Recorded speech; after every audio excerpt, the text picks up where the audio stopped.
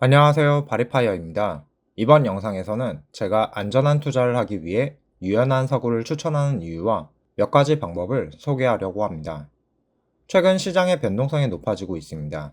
그래서일까요? 주식을 시작한 지 1년이 안 되는 친구나 지인분들이 매수 매도 타이밍과 어떠한 종목을 사야 하는지 물어보고 있습니다. 그에 대해 이번 영상이 답이 될 수 있을 것 같네요. 그럼 시작하겠습니다. 11월에 들어오면서 미스터 마켓의 변동성은 위아래로 높아지고 있고, 마켓을 흔드는 주요 주제를 정리해보면 환율, 관세, AI, 유동성, 금리 등이 눈에 보입니다. 그리고 이러한 요소들은 서로에게 영향을 주면서 아주 쉽게 상황을 바꿔버리기도 합니다.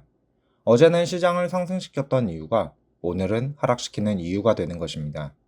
그렇게 보고 싶은 대로 생각이 고정되는 것을 조심해야 하는 이유이기도 합니다. 그런데 주식을 시작하는 분들을 만나다 보면 가끔 한번 생각해둔 나름의 정답이 상황에 따라 바뀔 수 있다는 걸 놓치시는 것 같습니다. 아니, 바뀌었음을 인정하지 않으려 하는 걸 쉽게 볼 수 있습니다. 저는 이에 대해 방향이 틀렸을 때 큰 손실을 볼 수 있는 투자를 하셨기 때문이라고 생각합니다. 시장이 상승할 것이라고 판단을 내렸기에 TQ, 속설과 같은 레버리지 상품에 큰 돈을 투자하고 시장이 하락하는 상황이 다가옴을 애써 무시하는 것입니다. 물론 레버리지 투자도 추세가 잡히면 큰 수익을 만들 수 있습니다. 하지만 그 추세가 단 한 달만 반대로 흘러가도 돌이킬 수 없는 손실로 이어지기도 합니다. 최근 주식 이야기에서 저는 버크셔를 모아가고 있음을 말했는데, 보유한 QQQ가 하락하면 상대적으로 덜 하락한 버크셔를 매도해 충분히 하락한 QQQ를 매수하고자 함입니다. 저에겐 버크셔가 하락장 대비를 위한 옵션이었습니다. 이처럼 상승이나 하락이나 영원할 수 없기 때문에 상승이 길어지면 하락을 대비하고 하락이 길어지면 상승을 대비할 수 있어야 합니다. 그런데 너무 큰 베팅을 해버리면 이러한 유연한 생각이 막히고 다른 의견에서 눈을 돌려버리곤 합니다. 이는 반복할 수 없는 투자로 만들어버립니다. 이제 유연한 사고를 하기 위해 제가 사용한 몇 가지 방법을 소개하겠습니다. 1. 유연한 사고를 할 수 있는 투자 상황을 만들어야 한다. 가장 중요한 건 유연한 사고를 할 수 있는 상황을 만들어 두는 것입니다. 공부를 하려면 공부할 수 있는 환경을 만들어야 하듯 생각이 편향되지 않도록 하려면 안전한 포트폴리오를 만들어야 합니다. 여기서 저는 포트폴리오 자체를 하나의 안전장치라고 생각하는데, 이때 한 섹터에 편향되지 않도록 구성하는 게 중요합니다. 만약 기술주와 같은 변동성이 큰 종목만 담아두었다면 이는 포트폴리오의 역할을 수행할 수 없습니다. 갑자기 시장의 방향이 바뀌었을 때 정신적, 금전적 여유가 사라지고 팔아야 하나, 버텨야 하나 두 가지 대안만 존재하기 때문입니다. 반면에 기술주도 보유하되 방어자산 혹은 해지 자산도 같이 존재한다면 기술주가 어디까지 빠지면 방어자산을 매도해 기술주를 더 매수하겠다처럼 조금 더 유연한 생각과 대응을 할 수 있게 됩니다. 즉, 포트폴리오를 통해 내가 틀렸어도 재정적, 심리적으로 대응할 수 있는 여지를 만들어 두는 것입니다. 포트폴리오를 구성하는 방법은 여러 가지가 있겠지만 제가 추천하는 건 공격수, 미드필더, 방어수로 나누고 개인 성향에 맞추어 비율을 설정하는 방법입니다. 저를 예로 들면 공격수는 나스닥, 미드필더는 고배당주와 리츠, 방어수는 다우와 버크셔, 현금, 채권을 활용하고 있습니다. 이런 과정을 거쳐 나만의 포트폴리오를 만들었다면 이제 시장 상황에 따라 유연하게 매수 매도 결정을 할 수 있습니다. 블랙스완이 아니라면 모든 종목이 빠지는 상황은 오지 않기 때문입니다. 만약 블랙스완이 발생했다고 가정해도 시장이 모두 하락하기 때문에 한 종목에 올인한 경우보다 타격이 적어 대응할 수 있는 여지가 있기도 합니다. 저는 이 경우 변동성이 작은 미드필더와 방어수를 일정량 매도해 공격수를 보완하는 방법을 사용합니다. 2. 마켓 주요 이슈에 대해 공부하고 대응 시나리오를 구성한다. 앞에서 시장 주요 이슈로 환율, 관세, AI, 유동성, 금리와 같은 주제를 언급했는데, 각 이슈에 대해 꾸준히 공부하고 앞으로 어떻게 갈지 예상하는 연습을 해야 합니다. 포트폴리오 구성으로 대응할 수 있는 여지를 만들었다면 시장을 공부함으로써 사고의 폭에 유연성을 더하는 것입니다.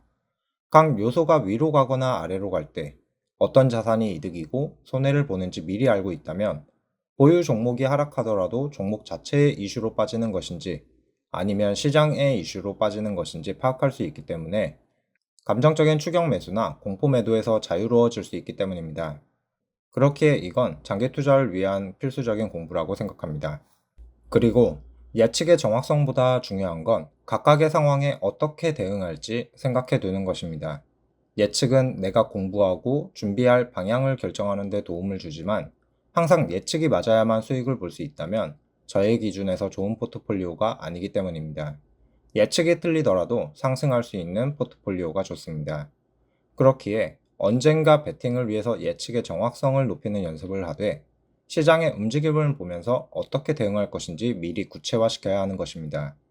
만약 A가 상승하면 나는 이렇게 하겠다. 혹은 A가 하락할 때까지 배당금과 현금을 모아두겠다처럼 앞으로 대응할 내용을 구체화시키고 시나리오를 만듭니다. 이렇게 시나리오까지 만들어졌다면 이제 시장 상황을 보며 업데이트를 하면 됩니다. 또 가끔 몇 종목을 포트폴리오에 담아야 하는지 질문을 받는데 이러한 시나리오를 만들고 업데이트를 지속적으로 할 수 있는 범위까지가 제 경험상 적당한 종목 수였습니다. 셋, 시장이 생각과 다르게 움직이면 따라가기보다 기다리며 대응을 준비한다. 우리는 유연한 투자를 하기 위해 포트폴리오를 만들고 상황별 시나리오까지 준비했습니다. 예로 시장이 고점이니 곧 하락할 것 같은 상황에서 나스닥이 10% 이상 하락하면 이것을 매수하겠다 라는 시나리오가 만들어졌다면 기다릴 수 있어야 합니다. 그런데 기다림은 생각보다 어렵습니다. 그렇기에 마음을 굳게 다짐해야 하는데 고점인 듯 보였던 생각과 반대로 계속 상승하는 경우에 공포와 탐욕이 찾아오고 시장이 나의 예측이나 대응 시나리오에 없는 방향으로 가는 경우 소외됨을 느낄 수 있기 때문입니다. 그리고 그 시간이 길어지면 유연한 사고가 다시금 흔들릴 수 있는데 이때 검증 가능한 신호나 트리거를 설정해 두면 흔들림을 조금 줄일 수 있기도 합니다. 저는 매수가 고민되는 시점이 오면 피어 앤 그리드 지수를 자주 활용합니다. 시장이 공포에 가까워졌을 때 저의 시나리오에 맞추어 매수를 하고 시장이 탐욕에 가까워졌다면 리밸런싱을 위한 매도를 진행했습니다. 여기까지 유연한 투자를 하기 위한 세 가지 방법을 요약해보면 하나, 단단한 포트폴리오를 만든다. 둘, 공부를 통해 시나리오를 만든다. 셋, 원하는 상황까지 기다린다. 끝으로 투자에서 가장 위험한 태도는 나는 틀리지 않는다 라는 대전제라고 생각합니다. 시장 앞에서 늘 겸손해야 하고 상황이 바뀌면 생각도 바뀔 수 있어야 합니다. 이러한 유연성이 장기적인 생존에 큰 도움이 될 것입니다. 저는 상승을 기대하면서 하락을 대비하는 투자자로서 그동안 주식시장에서 경험하며 느낀 점을 이렇게 풀어봤습니다. 이 내용이 투자를 시작하는 분들에게 조금이나마 도움이 되었으면 좋겠습니다. 그럼 긴 영상 끝까지 시청해 주셔서 감사합니다. 구독과 좋아요는 더 솔직한 내용으로 보답하겠습니다. 감사합니다.